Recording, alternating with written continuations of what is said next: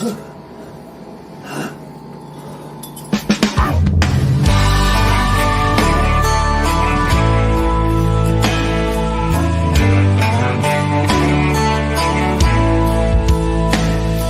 was driving somewhere between Gallup and Winslow on an old stretch of Route 66. At the end of his rope, looking for hope, but he found this old bar here instead. The neon was dusty, the door hinges rusty, on the window a handwritten sign. Between the Paps and the Coors and the two swinging doors, faded words, but he read them just fine. If you cheat, hope it's death that you're cheating. If you lie, lie with someone you love.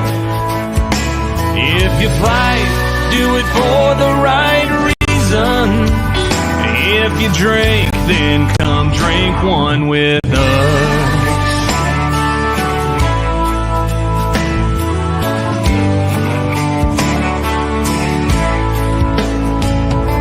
The whole place was packed. The waitress waved him on back, set him up on the last stool. She said, man, I can tell you've been going through hell. Well, we've all come out of there too. And we live by our own golden rule. If you cheat, hope it's death that you're cheating. If you lie, lie with someone you love. If you fight, do it for the right reasons.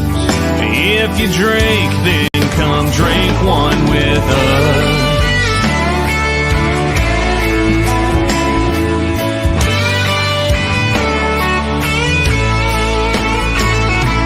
All we can do is the best that we can. So we're all sinners, forgivers, and friends. If you cheat, hope it's death that you're cheating. If you lie, lie with someone you love. If you fight, do it for the right reasons. If you drink, then come drink one with us. If you drink, then come drink one with us. Drink one with us.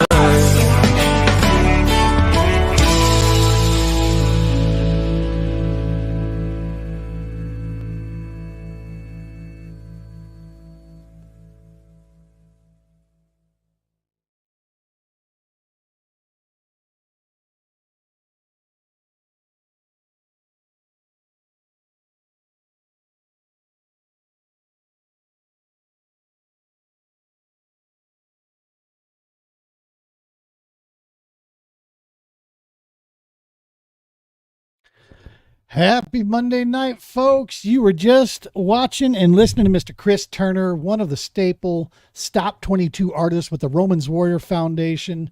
Mr. Turner, you can check him out at our Stop 22. He is a United States Marine, singer-songwriter, like our whole stable of singer-songwriters that we have that are all United States veterans, making music by veterans for veterans. Check it out, Until There Are None. All right. It's the show tonight. We got the man himself in here, 2024 Wyoming Kayak Bassmaster State Champion, 2024 Colorado Kayak Bassmaster Angler of the Year, Mr. Joshua Gardner. Some of you know him as Sterling Gardner. You can just call him Mr. AOY because he got the job done. Jimmy Straw is co-hosting with us. Let's go ahead and fire this thing up.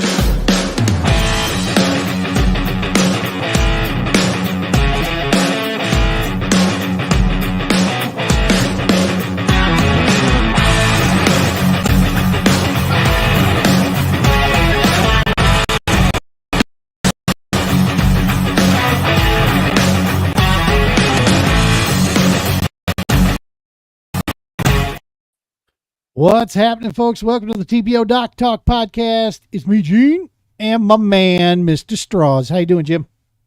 Pretty good. And yourself? Peachy, man. It's Monday Nice. night. We got a show. Yeah. Happy Monday. We got the man himself joining us here. Dude that just wiped the floor with a lot of people. I bet you he's got at least one or, at least a good portion of that tackle box I bought. I'm sure of that. I know he's got my 75 went to his fishing fund. He had a great season, that's for sure. Yeah, That's can't for wait. sure. Can't wait to talk to the man, get Mr. Gardner in here and talk about it. He had an epic season, man. It's it's a funny thing about our sport, dude. When you get that momentum, Paul Ross, same thing. I mean, he put on an epic performance. Paul and Josh, man, talk about mega, giants. Those guys, they did some stuff this year, so it'll be good to see next year come in. Maybe a little bit of hoping that they suck some. Just have a really rough outing. That would be okay. You never know. You get that pressure on you, for AOY and winning Wyoming championship. And then you try so hard to repeat that. And sometimes you fail trying so hard. You're better off just relax and let things happen as they may. And I think that's what happened in the beginning of the season. I mean, he had a first, second, third, and fourth between all first four events. Yeah. He went on a tear, man. Yeah. For sure. What's happening, buddy? We've got Southeast Georgia Kayak Bass Fishing joining us from YouTube there. What's happening, brother? Appreciate you stopping in the show and checking us out. Always good to have people jumping in from all around the country, especially over in that section of the woods, man. You just don't know what's going on down there with all the relief and all that good stuff. Don't get me started on that. Oh my goodness. Rile an old man up.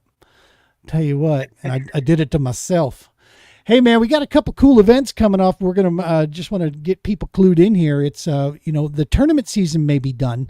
But the TPO, True Patriot Outfitters, its mission never stops. And so we're continuing on. We got a couple of cool deals going on. One event, this is a project that we're working on that was brought to our table. And we said, yes, we'd love to get involved in this. And they're looking to give back to us in a major way with this. So what this one is, bring this up. Santa Claus himself is going to make a calendar, which is going to include him kayak fishing. He's coming out with us on Veterans Day. We're going to get some pictures with him with the vets, but he's going to make an entire calendar that's going to be completely put together. And what he has offered to do with this is any profits coming from the sales of these calendars, it's going to go straight to the TPO in our programs, man. So it's a super cool deal. It's never too early for Santa, dude. And, here's a tip. I may or may not know Santa personally. I mean, he might kind of be a family member. And this has worked out pretty damn awesome for us. So he's offered this.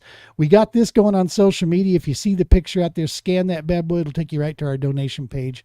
And what we're trying to do is get just a little bit of funds together to help get this calendar made. That's the main thing to begin with. And then once that's done, we'll be selling them. We'll get you a link out there. We'll get all that good stuff. And you'll be able to set...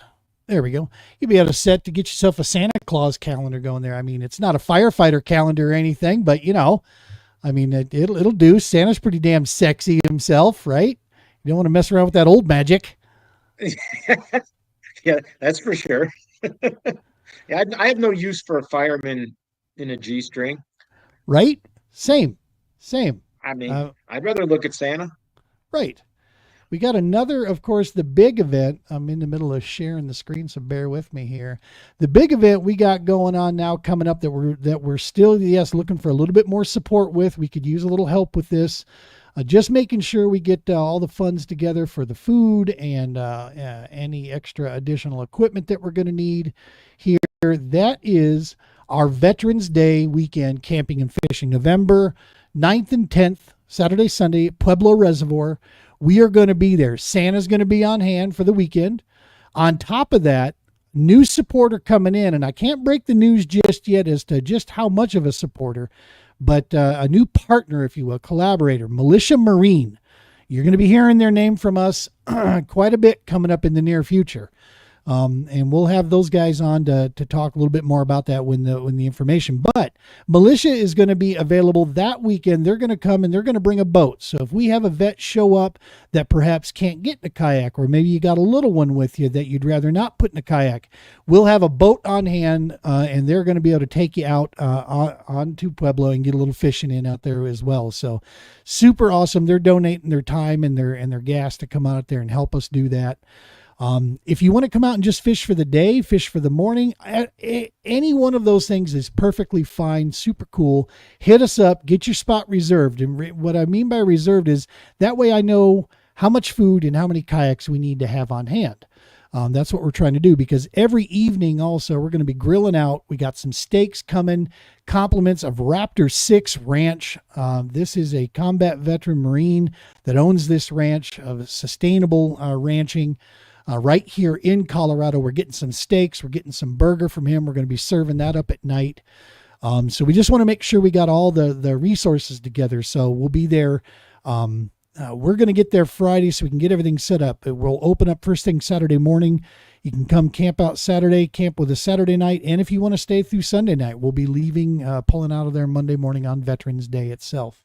So we'd love to have you there. If you know of a vet or family member, please hit us up. Come on out just for the day, for the weekend, whatever you want.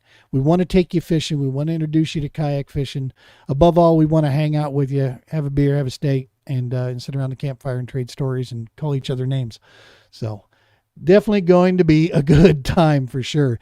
If you would like to volunteer for this event, or if you know of an organization that would be willing to throw in say a couple $100 to help us with this, please send them my way or DM me. I'll be glad to reach out to them, see if they'd be interested in supporting this. That would be an awesome deal. So, all right, the bills are paid pretty much. I mean, that's the main thing we're focused on. The lights are point. still on, so you're doing something right. Right. I got the fancy ones behind me. Yeah. That Amazon is something else, I'll tell you. I type in, what do the kids do for podcasts? Said, here, old man, put this light behind you. Yeah, they don't have gray in their beard or hair. No, that's all right. No, they don't. We'll set new standards. It's the light. The studio lighting makes it more gray than what it really is. No, it's gray. Yeah. November 1st starts when we grow it back in, we beard up. So we'll get that flying. Yeah. All right, buddy. We got, who else we got? Oh, of course, the man himself, Mr. Matt Collins. Santa, please bring me all the live scope. Isn't that true? Oh, Collins has the win. A shirtless Chen calendar, bro. If Chen would be willing to do it, we could photo Chen in every month, man. That would be badass. That would be good. I bet you that would sell. I bet his girlfriend's got some pictures. Well, we might not want to see then. No. Leave that one alone. Let's stick with the Photoshop, Jim. Let's stay there. All right, man, let's go ahead and bring this home in. That's a great intro. Shirtless Chen. We'll set that up. That's a segue here. Let's go ahead and bring the man himself in here. Mr. Gardner, welcome to the show, homie. Welcome back. Thanks. How's it going? Not too bad. You thinking about you want to pre-order one of them Shirtless Chen calendars? I think I've got a lot of space on the wall back here. Right. We could do I could get that one from each month and just kind of tack them up, Just pull the picture out and stick it up there. Yeah, I think it'd be good for morale. There's a lot of winter months between now and when I get to fish again. So exactly carry me through. That would be good. I'd love it. Exactly. Mr. Jason Ginger out of Missouri joining us down here. How are you, brother? Good to hear from you again. He's one of our connections down there in Missouri. About a hillbilly in overalls. If that hillbilly's you, Jason, no, I love you, brother, but I don't want it. No, Lord, we're not going that route. Oh, boy. That's a whole lot of mountain man right there. You don't want that. Well, cool, man. So let's go ahead and get into this thing, man. Let's start it off. The first thing you wrapped up. Well, actually, let's start a little bit. New season here. So last year you were always a threat to win. There's no question. but the results weren't there to get the deal done last year. But you were always, I mean, people always knew, you know, if we showed up and saw you on the rosters, like, shit, all right, he's here, you know, so you got to be ready because he's a stick. You've been moving at a fast pace, but the first thing, you start off the season with a new kayak and a whole pile of gear. So while some maybe think, oh, that was immediate help. No. You don't understand. There's a learning curve that comes with that stuff. So you're fishing tournaments, brother, and you're having to get acquainted with all your new stuff at the same time. See, I'm an old guy. I appreciate that. I see these things. So that to me is what helped started to stamp the impressive side of this. What was that like starting off the season, all with new stuff and trying to go take on these sticks? Yeah, I mean, it was, well, the end of last season, obviously, you know, I broke everything that I owned. That was sad. You know, and Wendy sucks. That's all I gotta say about that. You know, it's mostly Strawbridge and Wendy's fault. But you know, because he's a yapaholic over there. But what? No, it was just poor decision making. But and so the end of the season, like I didn't get, you know, in the same vein, I didn't get to fish the way I wanted to because I was, you know, jerry rigging my dad's kayak to go, you know, do what I needed to do. And so I had a chance to, you know, get some AOI points and move up last year, but just with the whole kayak thing, it didn't come together. Thanks, Jason. You had me worried there for a second, buddy. He was stressing me out. Man, the new gear thing is really weird. And everybody who knows me knows that I fish with a lot of weird stuff. I mean, I have all the crazy JDM stuff, or I've got rods from, you know, 2001 that are like the perfect glass blank, and I love that specific rod. Well, when you break everything and you're still trying to get stuff dialed in, you just don't really have that opportunity. So, you know, first term of the year, I'm going out there, I'm throwing like deep diving crankbaits on like a medium action, you know, casting rod that was not great. It's a horrible set of rods that I wouldn't get those rods from that guy ever again. No. Yeah. No, those weren't even your rods. That was a different, that was a Sterling choice, and it was just a poor choice. But you so know. just for the record, when he busted all his stuff, I build custom rods. You can see I got a bunch behind me over here, and I'm like, come to the house and you can borrow whatever rod you want. So he just kind of picked through a bunch of stuff, and I get a phone call like 2 weeks later, and he's like, "Man, Strauss, your rods are horrible." He's like, "I can't catch fish with these damn things." Yeah, he's been cussing me out, and he's giving them all back to me except for one. And then he comes up to me at Pueblo, and he's like, the one rod he held on to, he goes, "That rod sucks too." Which it's all love, because I actually do really like that rod, but you know, it was one of those things where it was a super generous offer, and you know, I was trying to throw like football jigs at Horsetooth on a, you know, double extra heavy 7-foot, you know, broom handle, and that obviously doesn't work out. And that's just one of those things when you're using somebody else's gear. But that rod is really good. That was a big player for me at Norton, and almost got the job done there. But you know, kayaks, I feel like, because it's so custom and everything is, you know, build it yourself and do it yourself, there's so much tinkering, and especially switching completely different platforms from the Hobie to Bonafide. The difference is like the difference of not having a pedal drive. There's kind of a security aspect there of, if my motor goes down, I've still got a pedal drive. You know, this year it was a lot of, okay, if my motor goes down, do I have everything I possibly need to get it fixed on the water, so that I don't have to do the paddle of the 500-pound kayak, which is what I have because it's got everything on it. But I was super fortunate to be in the position I was this year, where I had, you know, really good sponsors backing me, and I had a great job that was also my sponsor to like help fund a lot of that stuff. And, you know, it was really a question of whether I was even gonna be able to fish this year. And so I was just super fortunate to be able to go out and do what I was able to do. So I couldn't be more thankful for all the support that I got, well, even from Straw's really bad rods that don't get. Yeah, he as you can tell by that wall behind him, he has no success with those rods whatsoever. He's using St. Croix. He just he's using St. Croix. He just has his own stickers on. That's really what's going on. Saint Straws is what it says on it. Exactly. Yeah, I put my own stickers on. Yeah. Well, dude, on another level as well, I mean, what people need to understand too is that, brother, you're in school as well right now. You were literally, I remember this, you were literally taking tests and finals like during, like right before, like you get done with practice and you take off to do a final, then come back to fish the tournament. Brother, you've not had an easy schedule this year. You've earned every last stripe, homie. And from a couple, old guys out here, we've seen it, and it's impressive as hell. Congratulations, man. I love that. I love that hard work ethic piece a lot more than somebody just being raw talent. You've got the talent and you've got the work ethic, man, and that's what paid off.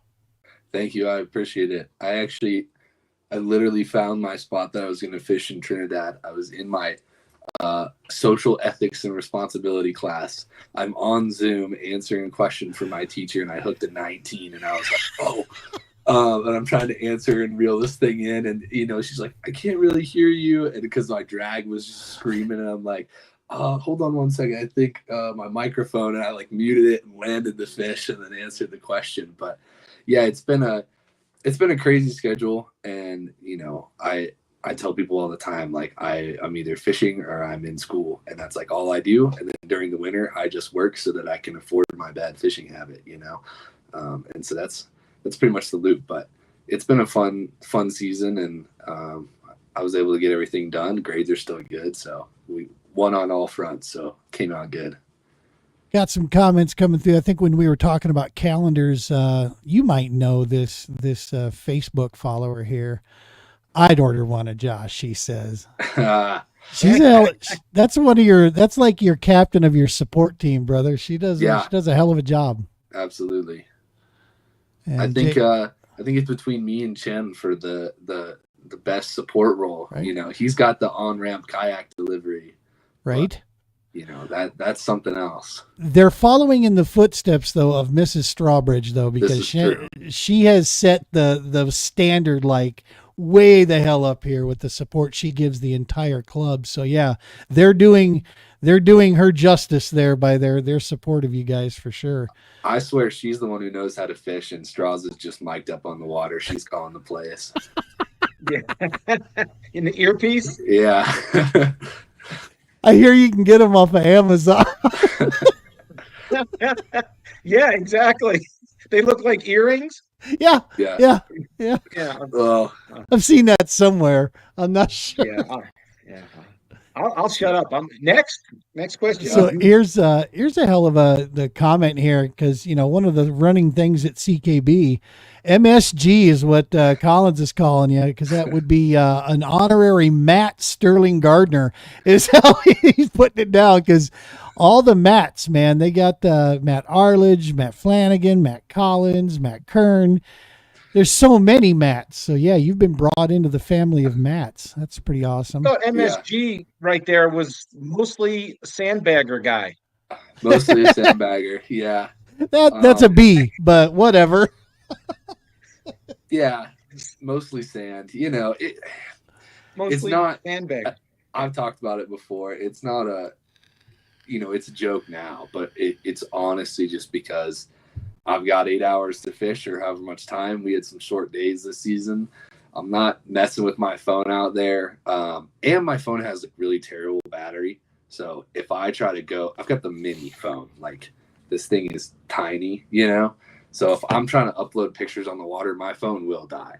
And so I just save it for the end of the day. I get in the truck, plug it in, and I can take my time. But, I try to take really good pictures of everything. I'm always, squeaking out that extra quarter inch, and so because that's what it comes down to a lot of times. And so I try to take good pictures on the water, and then I'll have 40 pictures of each fish to go through, and I'm not going to do that while I'm out there.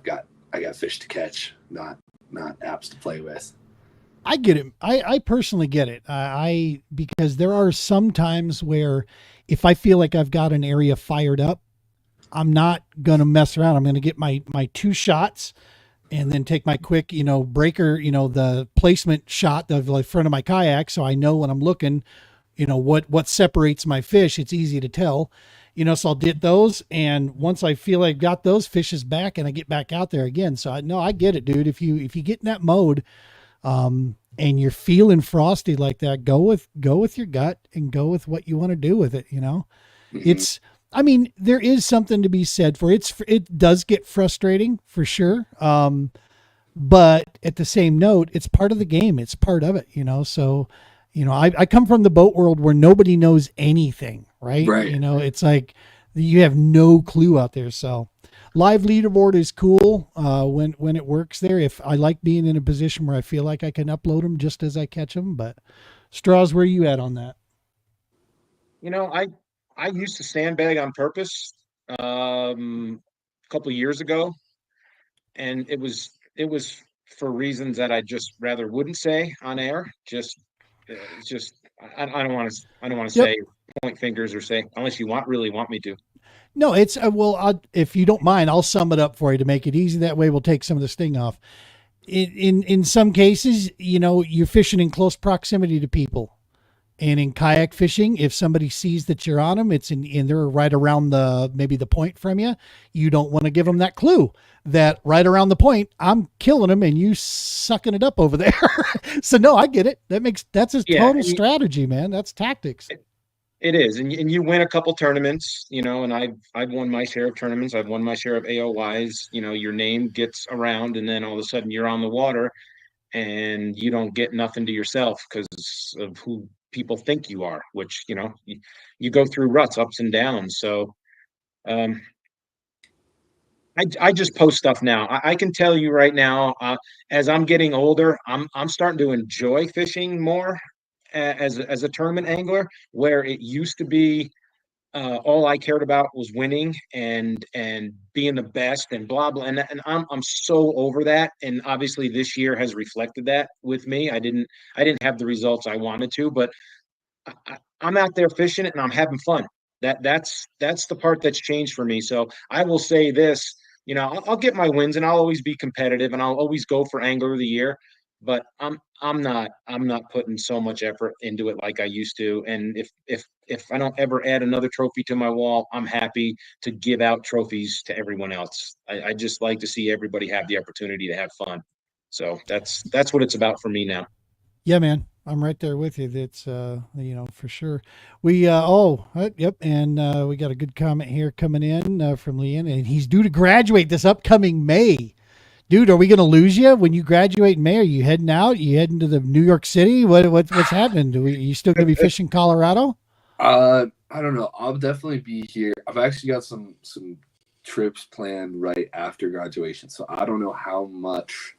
I think I might hit it perfect timing where I'll kind of miss our gap that we have in the middle of our, proposed schedule for next year. But life's going to change a lot and we'll see how many more years I'm in Colorado. Nothing's definite yet. There's a lot of opportunity when you're young. And I think as I have less bills to pay and less mortgages and less, potential debts and stuff, it's time to take risks and, potentially set yourself up for the future or just go kind of build those life stories, and so we'll see what happens. I don't ever plan on stopping fishing. And, you guys can bet your butt that if there's a season and I'm home for a couple of weeks or something, there's a tournament, I'm hopping in. But Nice. I don't know how many, full seasons I'll be here, but I definitely plan on trying to run it back again next year. There's a few lakes I'm really excited to fish. So, I'll be here as much as I can be. I'm going to Japan for a little bit right after graduation. It's been on the list for a while. I'm bringing 2 empty suitcases to fill up with tackle, so I'll take orders if you guys want anything. And then I'm actually going to South Africa for one of my my buddies actually getting married out there. So those will be kind of back to back, and then I'll be back for the season. But yeah. Nice. You got it right, man. You took the words right out of the same advice I gave my son's 22, and I've told him this, that While you have nothing pinning you down, live it, man. Go live, go get your memories. It's not materialistic things that are going to carry with you. It's these memories. So go make them. Go find some stuff and go have a shit load of fun and just new experiences. So that's awesome stuff. Southeast Georgia asking what was his average bag. I have no idea, man. I mean, I'm a stats guy, but I'm lucky enough to count my own, sugar and caloric intake these days. So that's pretty much all I watch. Do you know what your average what the average bag? But I think it was probably right around 80-ish. I'm not sure. But I think it maybe a little bit sub 80 inches, because I know I was over at Red Willow, and on the 4 finishes that counted, because I came in short on 2 of them, but the 4 finishes that counted, I think I was right at average 80. It probably averaged 74-ish if you include like the 2 that I didn't finish well on. I'm not exactly sure. And I think it's important also to understand where you're fishing at down in Georgia, homie. We don't have those kind of fish here. It's just not here. 100-inch bag is like you had the best day of your entire that's a freaking unicorn, man. That's a unicorn out here. Yeah, a 100-inch bag in Colorado would be putting up. I'm not even exaggerating. In Georgia, you'd probably have to put up close to 115. Yeah. Right. I mean, you'd have to catch 23 inches consistently. Yeah. All the time, which is probably possible back there, but Colorado doesn't have the size out here at all. Yeah. And even though we are still going to Nebraska and other places outside of Colorado, you can get the big ones, but the minute you come back to Colorado, it's going to drop that average on you. Yeah. And, we're still exploring too with our schedule. We're jumping all over. We got Elwood coming up this year. That's going to be a new lake for us. We're going to be going to Lake McConaughey in 2025. So nobody has history on this stuff really for the most part. So no tournament history. Sizes could be pretty low. We'll see a 95 bag out of McConaughey or greater. Yeah. I bet. I mean, I know from the fish size that I've seen out there, some of the best days I've put up in Colorado have been in that mid 90s range. And those weren't on like big tournament lakes. Those were on ponds or, specific times of the year, specific lakes. But man, the fish quality out there is stupendous. And I think that you could realistically put up 100 inches. I think in a kayak, it might be difficult to, just depending on weather, it might be difficult to really cover enough water to find 5 of those really big caliber fish. But man, those 17.5 to 19-inch fish out there they're thick and they're everywhere. I mean, it's entirely possible that somebody breaks that 95 mouth or 95 bag on just all brown ones, which I'm super excited to see. I'm super excited to see like what we can do as a club and how people figure them out there, because I know it's going to be very different from anything that we do here, smallmouth wise. It's a whole different animal. So I'm really excited for that one. It's going to be a ton of fun. Back when we were talking about the, you taking your time to put fish in, Collins had a little chime in here. Calling BS on that. You got 6 free hours of no fish at Horsetooth. Also, screw that lake. Well, he's got you there. I mean, he's got you. You got 2 hours there. You're going to catch something, and the other 6, you're just, slapping your fishing pole in the water around there. For a to be fair, at Horsetooth, I did catch them all in the last 2 hours, which means I didn't really have time. I mean, I was casting to the last, I had to stop myself at, I think it was like 158 or whatever. I was like, if I hook one here, the odds I get it in and take a picture are low. But I mean, I went from, I had a limit, but it wasn't a good limit, to what I ended up bringing in a matter of, I think it was 55 minutes. It was 20 casts on a spot, and that was it. And it was just, and that's the thing. Like, if I had spent 20 minutes submitting the 4 fish that I had looking for signal on Horsetooth as I was cruising down the lake, instead of putting her on high and really paying attention to the wind and the waves and the wake boats, maybe I don't have enough time to make that happen in the last 45 minutes. And I'm not going to take that risk. I'd rather, I do feel bad for the judges, for people that are upset about the sandbagging. I don't ever look at the standings anyway, so I never really know what I've caught or what I haven't caught. You know, I'll only look if I'm having an abysmal day and I'm just wondering if it's like really, really bad or if it's just me. But you know, besides that, I don't look at them, and so you know, I think it's just you just got to fish hard until the last minute, and then you'll find out what happens at awards anyway. For sure. Talking about on average here in Georgia, 100, 120 could be put. Yeah, we're well aware of that. Yeah. There's I want to come fishing with you. That sounds Yeah. fun. yeah, Cherish that, my friend. Cherish that. Protect that. Yeah. exactly. Our If somebody puts up population. 120 here, they're getting put on a lie detector test. Oh, because hardcore. Yeah, and it's not even a machine. You're just going to go down the row of other anglers, and we're all going to ask you questions. And then when you answer us, we're going to give you a backhand and say, you're lying. Next. You're lying. Yeah, no matter what you say. There's only, I mean, I caught a really big fish this year, and that spot, it could possibly is like a place that you could maybe crack 105, but you're not cracking 120. That's for sure. Colorado waters, our growth cycles, our pressure. People don't realize, you've talked about this, Jim, several times to try to bring awareness to this. When you have as much wreck traffic as we do, it's not that per se makes fish run away, whatever. But what happens is they get put. How do I want to say this? When we say when we say the pressure on the fish, it's not fishing pressure. It's not that we have a ton of bass anglers out here, because there's not a lot of us, mainly walleye and trout. But what happens with that wreck traffic with these fish is they move down, they get deep, and they shut down. They go lockjaw because of the amount of crap that's going on around them. Now, some populations will become a little more, in tune with it than others, for sure. And eating is eating. But it most certainly, we watched it. I was I was hyper focused on it this year, watching what fishing was like through the week, and then watching what happened on Saturday. And holy crap, like you said, Jim, I think they got a schedule. I think the fish are like, oh, Saturday, boys, time to not do a damn thing. And they shut off, because the next day they light up again or whatever. It's like, come on. But yeah, someone flips a switch.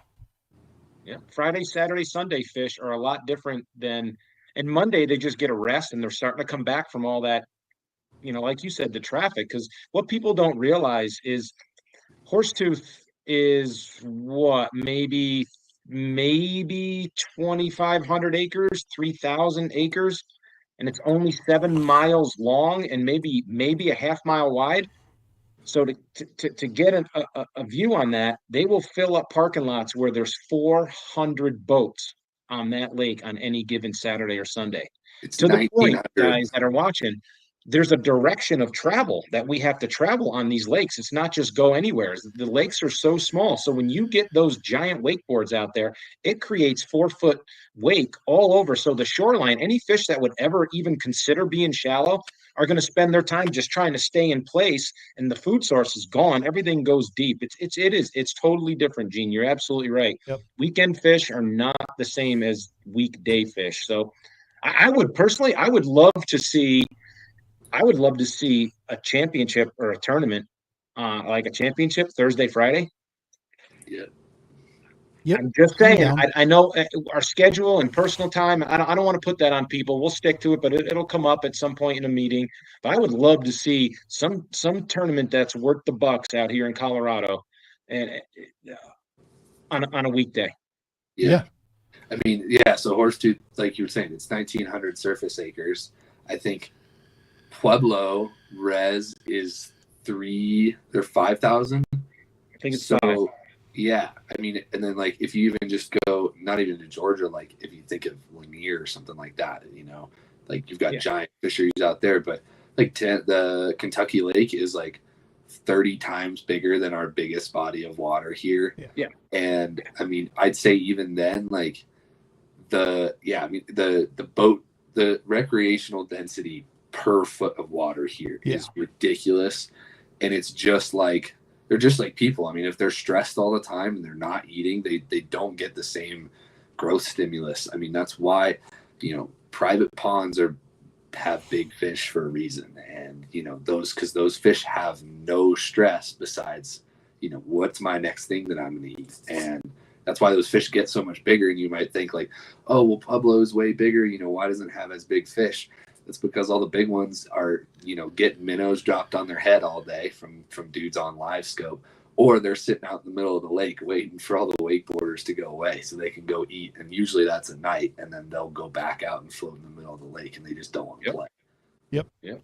Yeah, man, it's that stress piece that we tend to work with for sure. And homie says weekdays better here in Georgia. Yeah, I think that's pretty universal all the way around, for sure. One last comment, and then we'll move on to the next question. I'd love to see a top 10 championship on some of these smaller bodies of water, and don't announce it where it'll be until 2 days before with no pre-fishing. I 100% wholeheartedly am in with that. I love that idea as well. Hey man, we've got, are you going to try to get the end of season CKB meeting lined up for November sometime? Is that right, Jim? You going to try to get that done? Yes. I'm going to Cool. be making a post here on our Facebook page pretty soon. It's coming up. I'm thinking maybe around the second week of November. I'm going to reach out and see what dates are available for the masses to make this one. Our last meeting was a good meeting, right? We talked about schedule and stuff for 2025, but this meeting coming up in November is usually the one where we go over things. If there's going to be changes, if there's going to be added rules, if we're going to vote on certain things, that's the time that we implement that voting structure so we can then go ahead forward with the next season with those implements in place. So make sure if you got some ideas, things that you want to bring up, that's the meeting to get to. If you can't make the meeting, get in touch with one of us out here, another angler, or get in touch with Jim. It'd probably be best coming from another angler so we can raise the deal, and we'll bring your question up. We'll put your statement forward and make an argument for it. That way everybody gets an opportunity to hear the stuff. And because we've had some great ideas come down that have really turned the CKB into I think what is just it's a blast to fish this and be fishing against such quality anglers for sure. So let's get to the first feat that you picked off. We got the season figured out, everything that you're up against. First thing you do is you come up here, we go to Horsetooth, speaking of the lovely body of water, and you seal the deal, Wyoming Kayak Bassmasters, first ever event, and you seal the state championship for the state of Wyoming. You're going to the big dance now down in Texas in March. So even before you graduate, you get to go down there, and we'll definitely be interviewing you when you're down there, because we'll be down there for sure. The TPO will be on scene. Perfect. Doing our media coverage again. But yeah, man, what was that like, man? Once you knew that, shit, I'm going to go to the biggest event in kayak fishing that we have right now. It was a crazy 2 hours from, the last hour of that tournament to, the hour preceding. I had to go straight to work, following the tournament. Like, I drove from the lake with all my stuff, smelling like fish and fish blood and assorted other fishness, to work, showered at work, and threw on a shirt and punched in. And fishness. Yeah, at like 1 o'clock, I got 4 fish, and they're not great. But I'm looking around, and everybody, like, you can tell, like, angler body language on the water. You can tell when they're in the hunt and they're like, oh, I've got 4, I need a big one, or I've got 5, I need to upgrade. Like, you can tell when people are kind of depressed and they're just sitting on a point, like, with a Ned rig, like, please, something bite. And I'm looking around, and everybody just looks. Exactly. Yeah, they're like half rocked to sleep out there. Nobody's having a great day. And I pull out on a point, and I see Levi out there, and I go, hey, dude, like, how do you do? And he goes, I got 4. I got 4 good ones. I'm like, oh, man. I'm like, I got 4. If I get a nice one, I can make this happen, but I really need 1 more fish.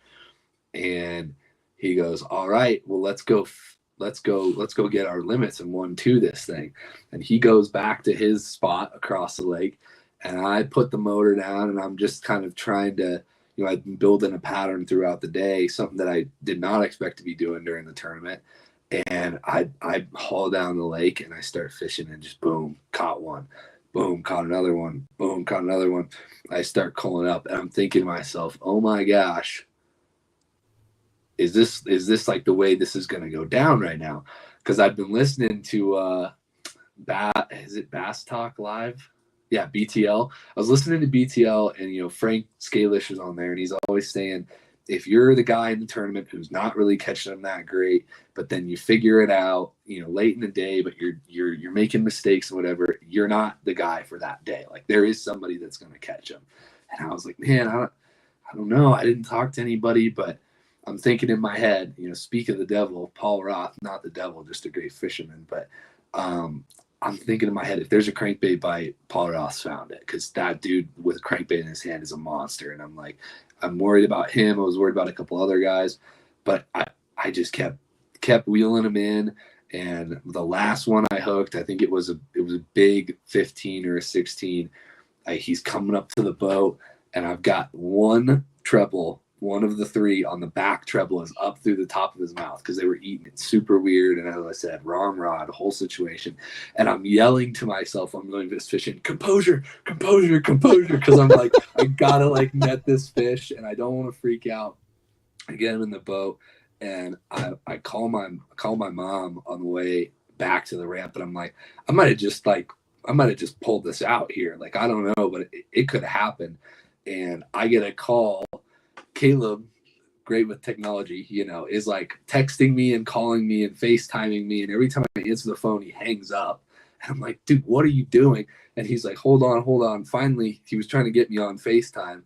And he's there with Levi screaming and holding the trophies. And I'm, driving and trying not to hit pedestrians and, just figuring out that I'm going to the Classic. And then since then, I've been just like studying Texas and fishing, and then when we finally got the Fork announcement, I've watched 20 hours of live now from Lake Fork. So I've got about 15 pages of notes, so I'm really doing the research. And I've got a disadvantage coming from Colorado going to fish that lake, but on the certain things, and some things it'll help out, but I just want to have as much information as I can, so I've been working on that. But it's been a crazy feeling to know that I'm going to go get that opportunity.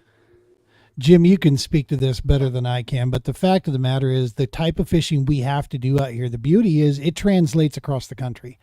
It absolutely does. Now, are there other ways? Are there better power ways? Maybe some bigger gear here and there that you're going to need to upgrade. Yeah, but you're a smart dude, man, and you're a bass angler. So at the end of the day, you'll know what to do with that. But our fishing translates across anywhere in the country. This kind of fishing works, and it catches fish.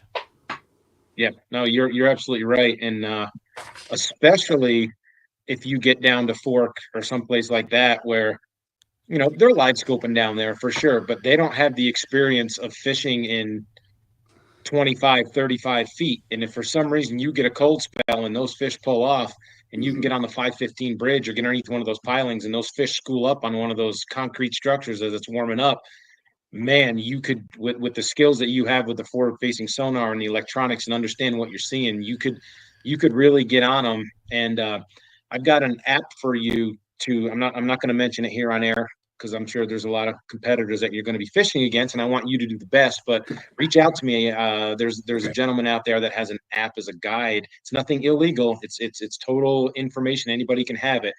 But he marks his points where he catches giant fish, and he puts it on his app. It's a fee, like $20 a month.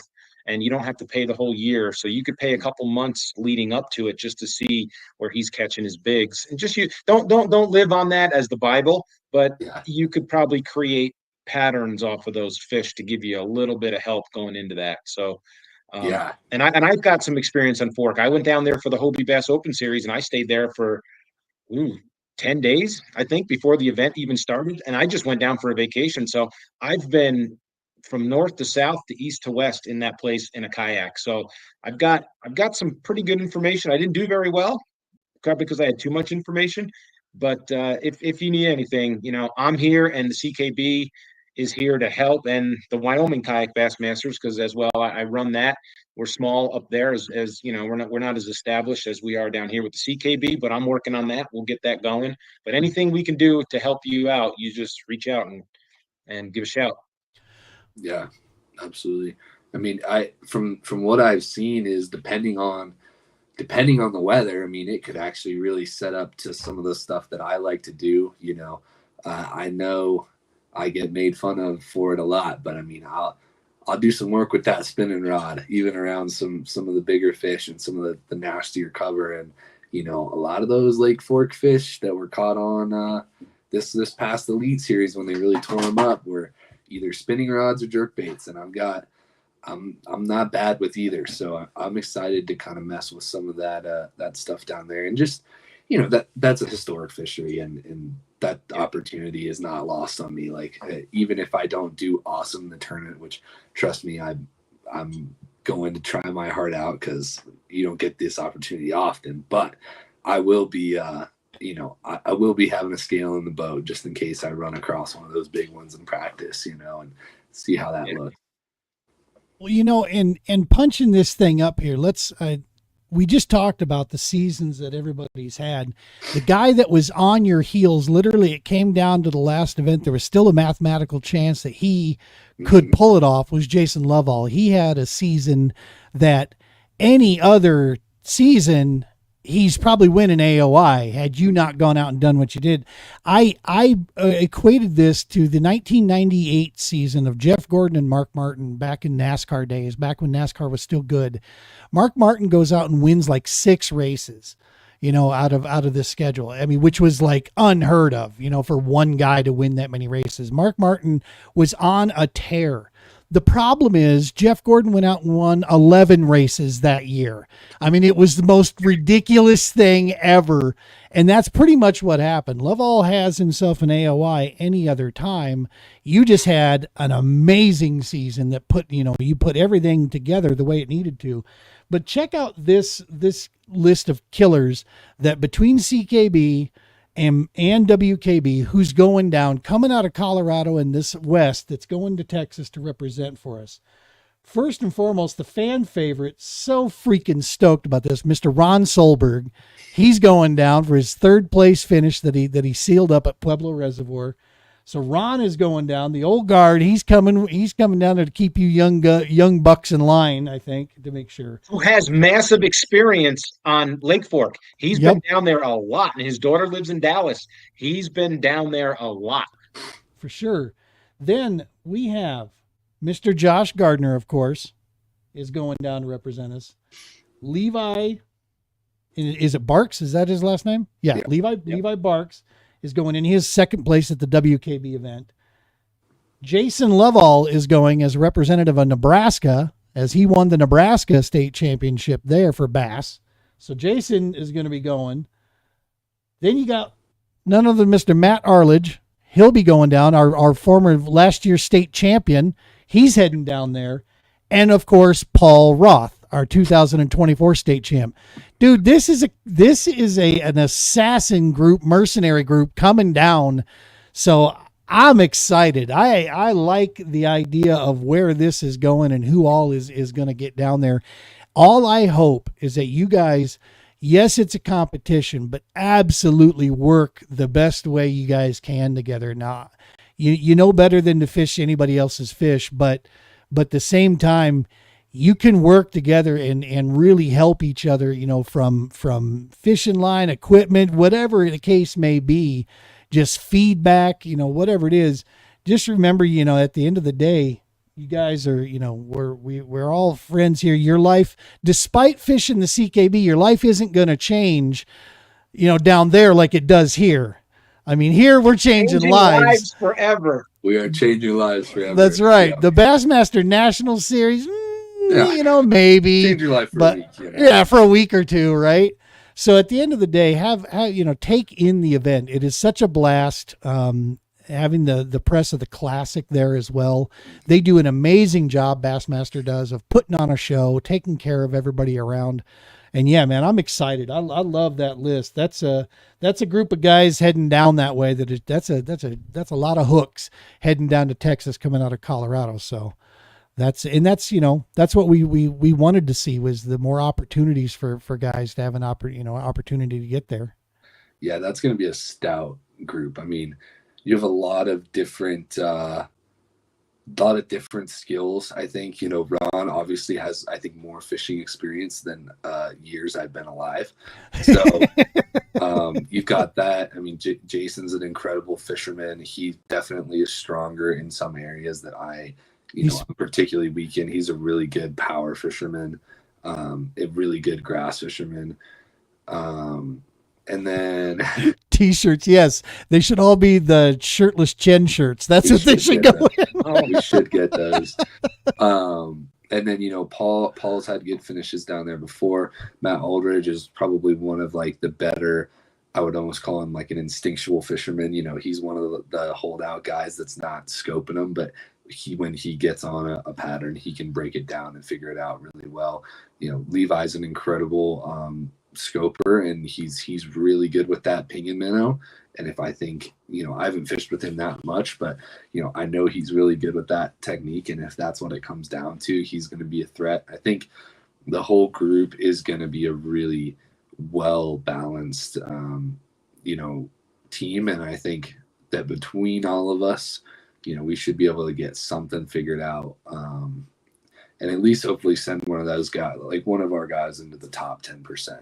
That's really, I'd like to see 2 or 3 of us up there. I think that would be killer, but I'm not sure. That's a lot, but 2 or 3 in the top 10%, or somebody breaking into that top 10, top 5 would be awesome. Oh yeah, and I absolutely think you guys have the skill sets, you have the knowledge to do so. Now it's just a matter of breathe easy, get yourself a little woo-saw, take some gummies, whatever, bring Colorado Power with you. Just, you know what I mean? Just relax, just go have fun, get down there and do what you do, man. And take it in and enjoy it. Don't let the event, don't let the body of water, overtake you type thing. Just relax. It's another body of water. And when you get done, you'll be able to turn around and go, that was badass. I just fished on Lake Fork with the best anglers in the country. Mm-hmm. But while you're there, hey, it's another lake. I got to eat my breakfast. I got to do what I got to do, eat my lunch. I got to go catch fish. Just go have fun like you would, right in your own backyard, man. That's where it seems to, that's what I can't do. I get in my own head way too much. I know what I need to do. I just can't do it. I'll thankfully have some opportunities to get down there before the tournament. Just with the way that things have kind of lined up, coincidentally, where I'll be down there a couple times. And so I'm going to definitely get some time on the lake, and whether it's actually on the lake or just seeing it, I think that's a big thing coming from our small body of water that we have here. Like the shock factor of seeing a creek arm that's bigger than Horsetooth is kind of like, wow, I'm in a different kind of zone here.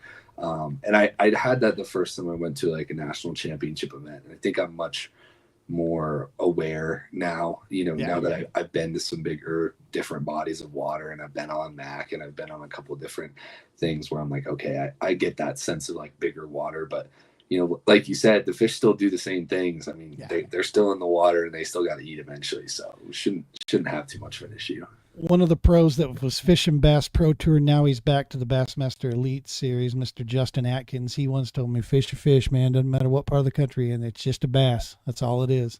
Don't give it too much credit. It's going to do. Big. Right? And we spend thousands upon thousands of dollars to outsmart it, and most of the time it still wins. Yeah. Yeah. And those fish down there in Lake Fork, I've heard they'll start spawning some of them in December. Like they'll start moving up in December, and it can go all the way into April. So you could have various stages of pre-spawn, spawn, post-spawn going on. So that's what makes it so dangerous, is the style of the anglers down there. You can get someone who's a cranker like Paul, and he can get on them on post spawn when those fish haven't eaten for a week and a half and they're starving. And then you get the other ones that are locked in on beds. You get someone like Jason Lovell who can power fish. And, I don't know if you're going to see him or not. One thing I would suggest messing with, because you're pretty good with your electronics, mess with the landscape or Panoptics. So you can get used to using seeing those fish on beds, because you can be out in the middle of nowhere still being 4 feet of water and you're 200 yards from the shore, right? So I think that's a useful tool. Yeah, I've been looking at the new Lowrance, the HDS Pros have that structure map. I don't know if you guys have seen that, but it's basically a side scan that when you shoot side scan, it will overlay it onto the depth map. So it's like a side scan depth chart, which is really crazy if you think about it, but I can see that being a crazy tool too for, you could side scan a lot of that stuff, see the beds on side scan, then go back with your forward mode and work through some of that. So it's going to be an interesting opportunity. And, that was my main, just there's stuff to learn down there. And that was my main takeaway from this season was, the 2 tournaments that I didn't do great in, which was, Kansas, Norton, and this most recent one at Pueblo. I was doing things I don't do. I don't throw a frog. That's not something I do. But, I had a frog bite, and, in my head, I knew frogging in a tournament's not great odds. But, I had enough bites that if I had gone 50%. Not out here. Elsewhere it is, but not out here. No, I had the bites where if I had gone 50%, I could have put a nasty bag on the board, and I did not go 50%. I think I went like 12. Like, it was bad, Horrible rod. You should have never used that rod. I don't know where you got that POS from. It's a great rod. So Norton, I caught all my fish on that rod.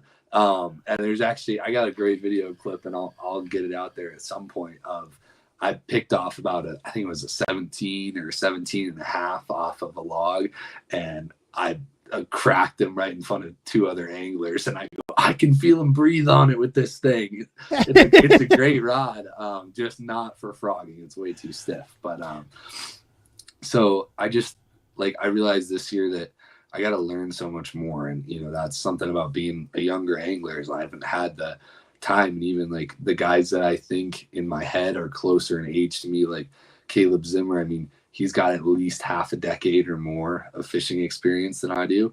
Sure. So I just got to keep learning and keep trying new things and try to not settle into a comfort zone, because I've got some techniques that I think, even fishing them less than other, less time wise than other people, I'm really dialed in on them.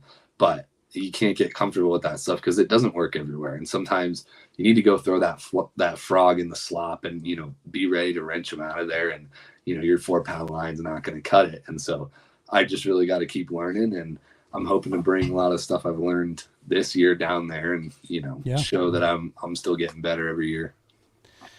Well, dude, to me, you got the right mentality. You got the right mindset. You're doing it right. And so, yeah, just stay on that trajectory. I mean, sucks because I'm still going to fish against you. And I have a feeling you're going to take a lot more of my money, but yeah, it's, that's definitely worth it there. We got, Steve Owens is a great guy. Mm-hmm. I don't know if Bassmaster still understands just what kind of a present they got by having Steve Owens run their kayak side.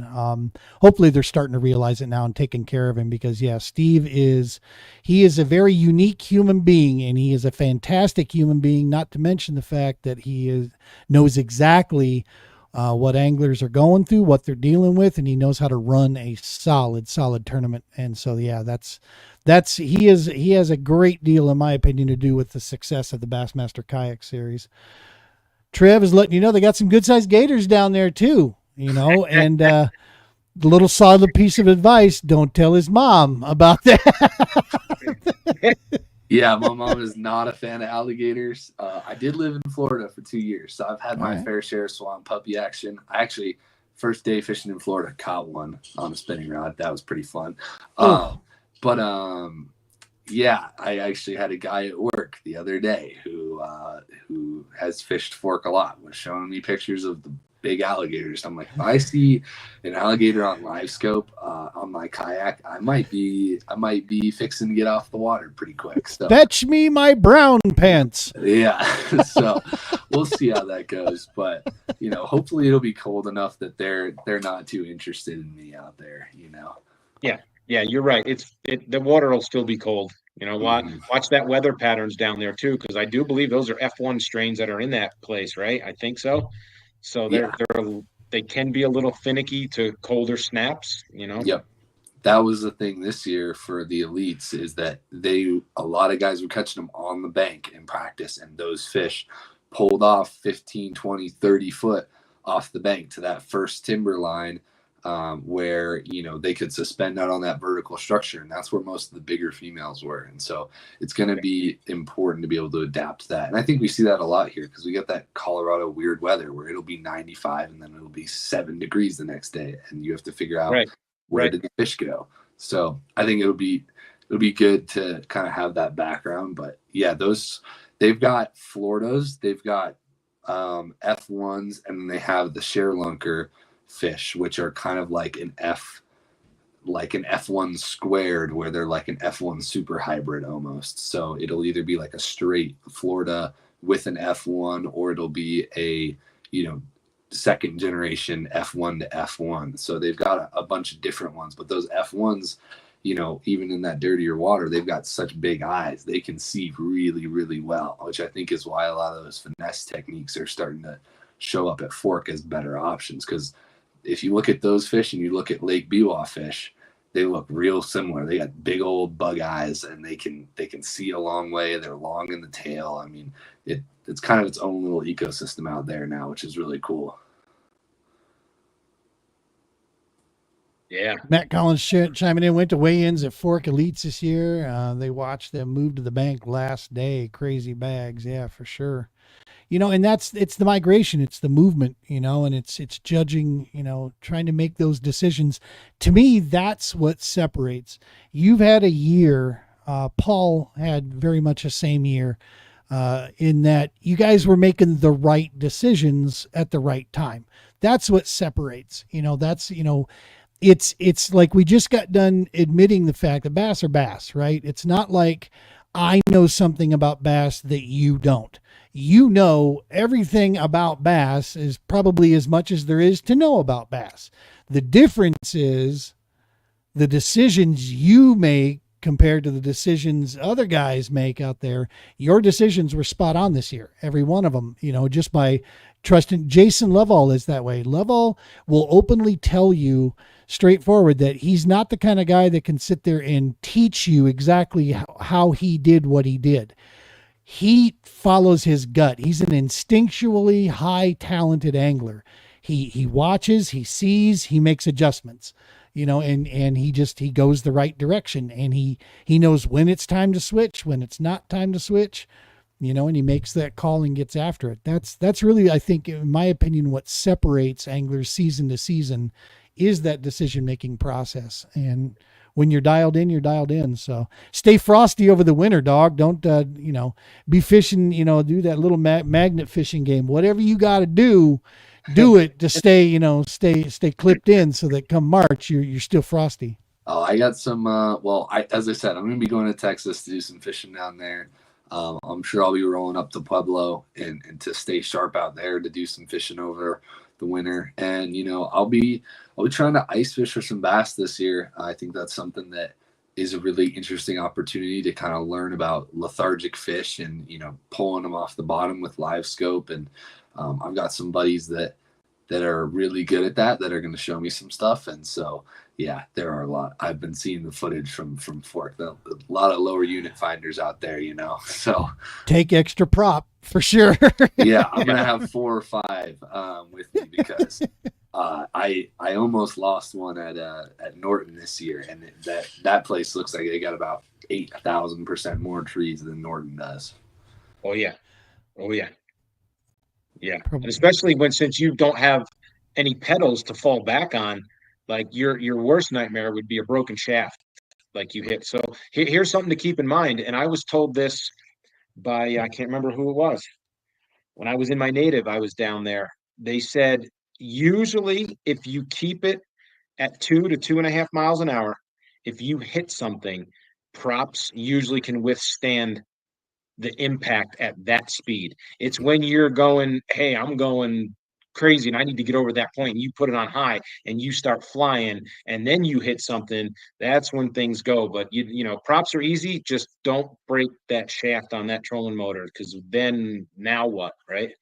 Yeah, So well, play I smart. definitely plan on bringing 2 kayaks down there. Whatever, I have a 2-place trailer, and so whatever I might end up with a really interesting new kayak coming into next year, to go along with the one that I have, and hopefully I'd have a second motor for that, or I might, I do have a pedal drive native that I can take down there, and I'd probably throw like an NK or something on that.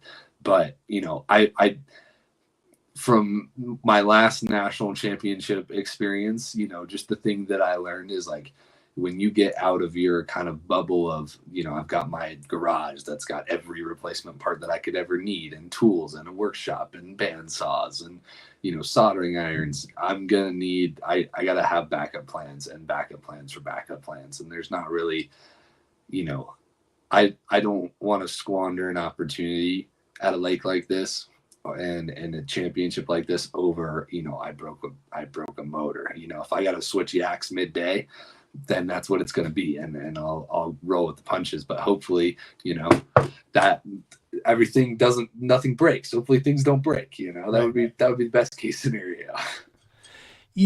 If there's one thing that I've picked up over the years of doing this stuff, is that none of this happens without an amazing support structure, from family to sponsors to everything else out there. So what I'd like to do, Josh, if you're all right with it, is go ahead and talk to us about the support structure that made this possible for you to be able to go out there and fish, maintain the crazy schedule between, like I said, the at-home support all the way to your sponsor piece. Go ahead and just give us a little chat on that.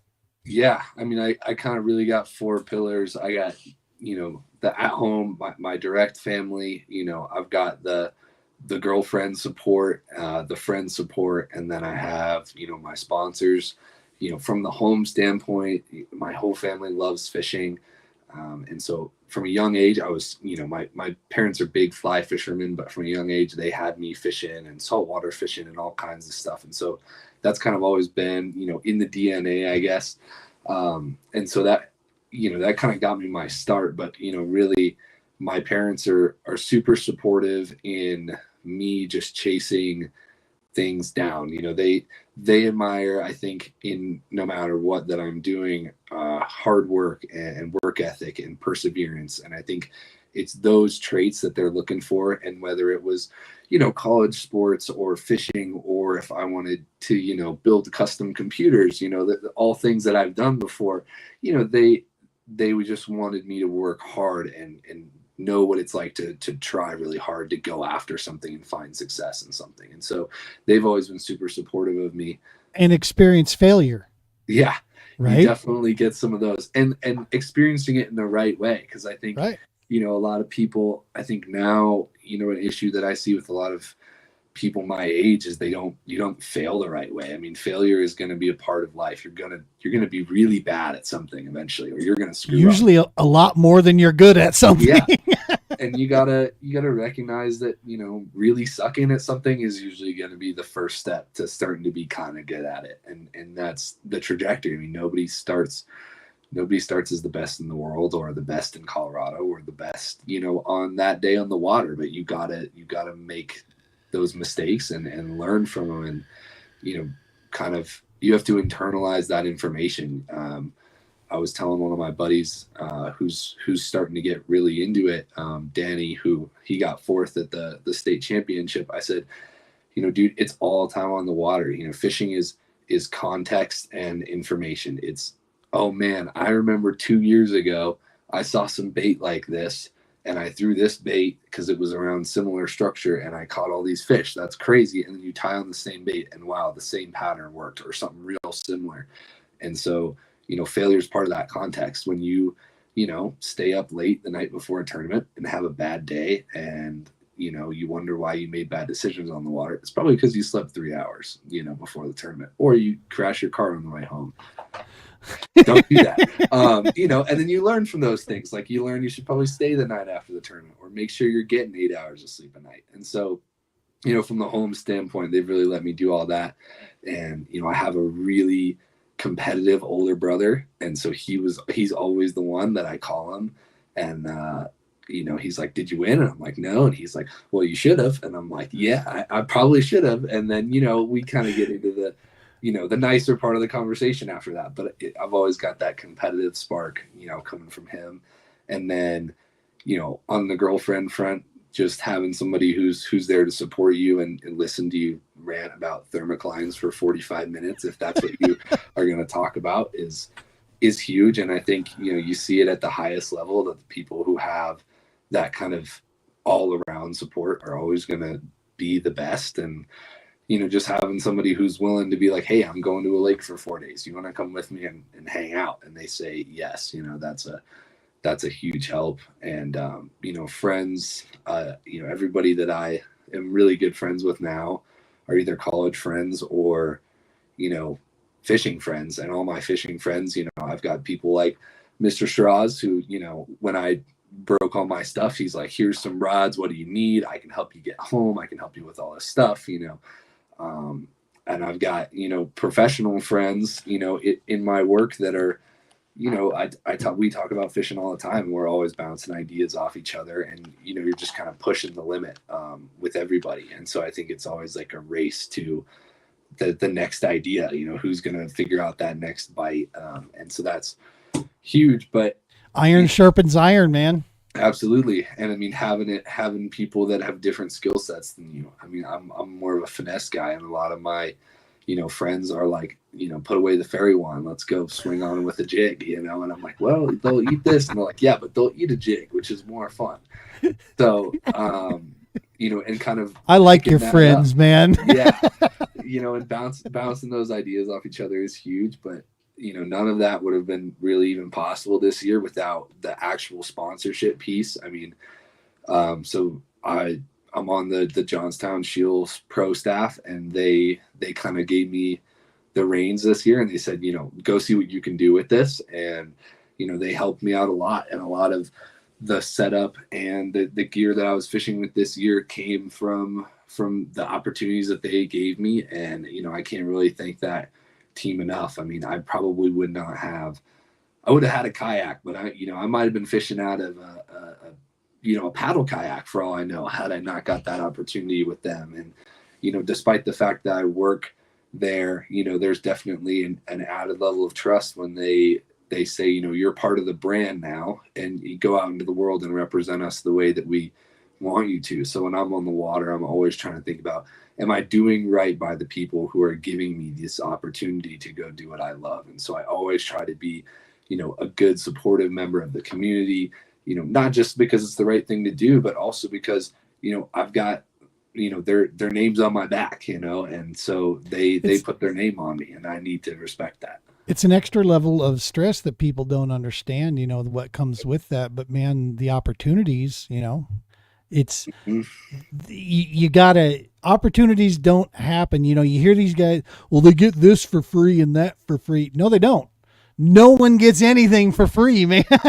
It comes with a price tag in some fashion, way, or form. So yeah, you know, and I'd say you're doing it right, man. You definitely represented there. And when this guy throws compliments your way, you know, you're doing something right for sure.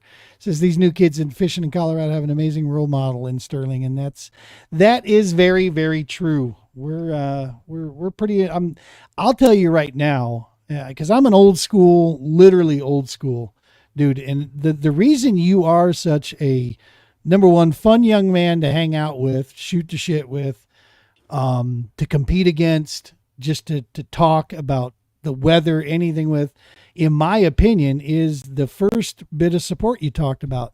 Your folks, man. People forget that is where everything starts, man. It's right at home. And when you have a strong, positive home environment, I'm sure they were hard as hell on you. And there were times you were just like, man, they don't get it. They don't understand. But as you get older, you start to understand the whys behind that kind of stuff. And yeah, dude, you're a prime example of doing it the right way, man. So don't hang out at Wendy's for too long with crazy guys with the last name of Straws. Yeah. And other than that, you're hitting it right on where it needs to be hit. Yeah. And, my mom always says, I'm going to make life hard on you so that the rest of the world will seem easy. And, that comes from a place I like Mama Gardner, man. Oh, yeah. She is badass. Catherine Supreme is, she's a strong woman, and she's just as much of a fisherman, a competitor as I am. And, I'm telling you guys, if you want to catch a fish on the water, have your mom call you while you're in the middle of a kayak tournament. I swear you will get a bite every time. It's magical. And it's like, she knows she's got it dialed up now around 1:15, 1:30, right when kind of the day is winding down. She'll start calling me. And then like every time I pick up the phone, oh, I got one. I gotta go. And it's every time. So that's cheating. Outside information, DQ, outside information. You got I think it's the ringtone vibrations from the phone. It's like having the what's the little thing that sends off the crawfish noise in the water? The hydro wave. Yeah, it's like hydro. Yeah. It's mama waves. I think it works. It's just mom power voodoo is what it is, and that shit's illegal too. Mm-hmm. But that's awesome stuff, man. Did we cover it there? I didn't want to cut you off there, but did cover it on your sponsor side? Yeah, that's it. I've only got the one. They pretty much do everything for me, and hopefully, I don't know anything about what it's going to look like next year, but whether they sponsor me or not, or whether I'm a part of that brand in the future or not, or I work for Shields or not, like that company, the people that work there, the things they stand for, the way that they support the community, they support our clubs, the way that they support all of bass fishing in Colorado. Like, I don't think that we appreciate that as much as anglers, that like all of the stuff that they do in outreach. And yeah, it's a business, right? Like their job is to make money, and they know that like probably we're going to go shop there because they got awesome stuff. But it's definitely a step beyond that. You've got people there that really care about sport fishing in this state and bass fishing and the anglers themselves. And so whether I'm a part of the brand in the future or not, like I always want to say they're great people there. It's a great company, and if you ever, want to do something for the community, they're probably willing to help out. And it's always a good, a good company to reach out with. And they just work really hard to be a good company and a good place to work for and with. So I appreciate them, no matter what happens in the future. Awesome stuff, man. Awesome. Straws, you got any closing comments or questions or anything, buddy? No, not really, other than congratulations. And I texted him the other day, and this is what he will be getting for his 2024 Angler of the Year, except it won't say that name down there. It'll say, I was going to say, you're going to get one with James Strawbridge's name on it. That is awesome. There we go. So much, he's going to get one in his name.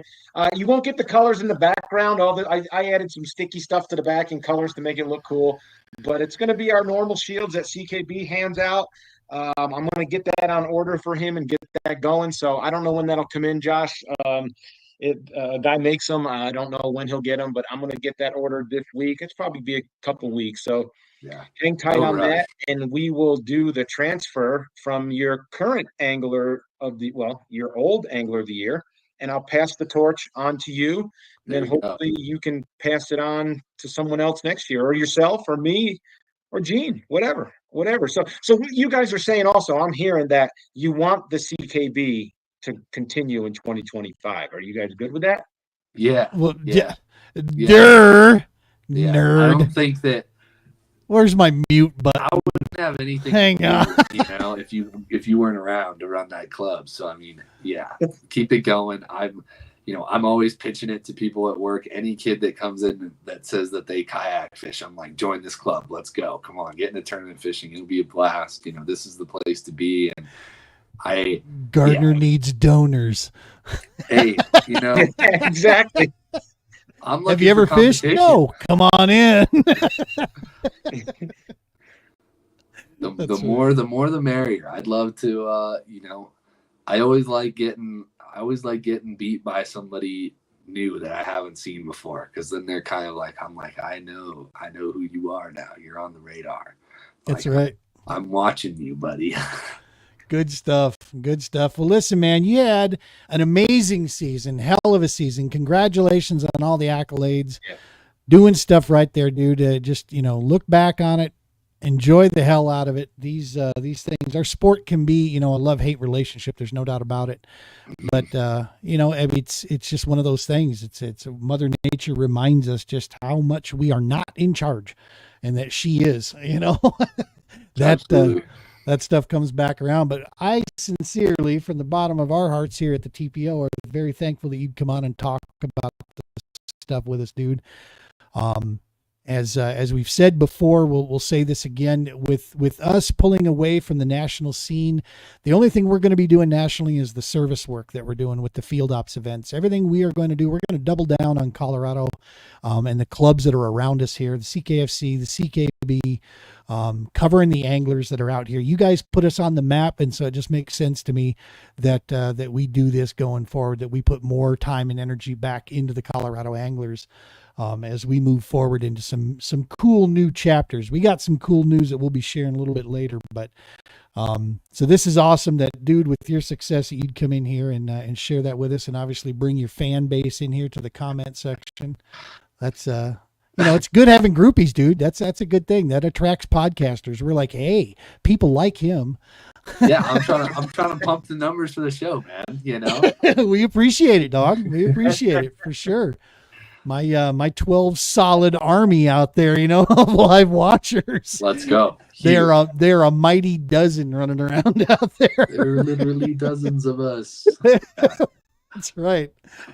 Folks at home, appreciate you tuning in live, or if you're watching this recorded, either way, remember you can download this on every major audio platform. It'll be ready a little bit later this evening. It'll go up, and it'll be available on every major audio download platform that is available out there. So you can also catch us there.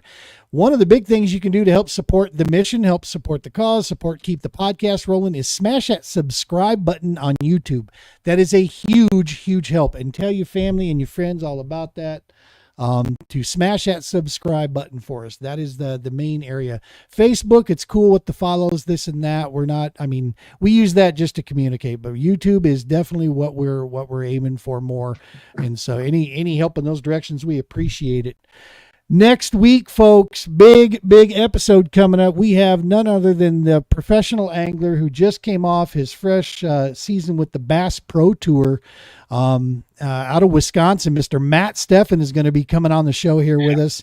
He's been on before a couple times in the past, so we got him coming back.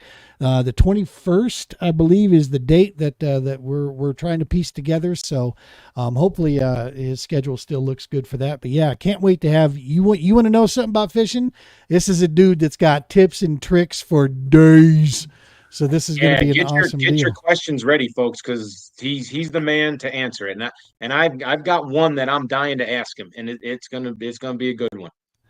Not to mention the fact that he's just a cool dude, man. He's super down to earth, and we love ourselves some Matt Steffen. So it's going to be a great show. Sterling, Josh, Gardner, Angler of the Year. Thank you, man. We appreciate you.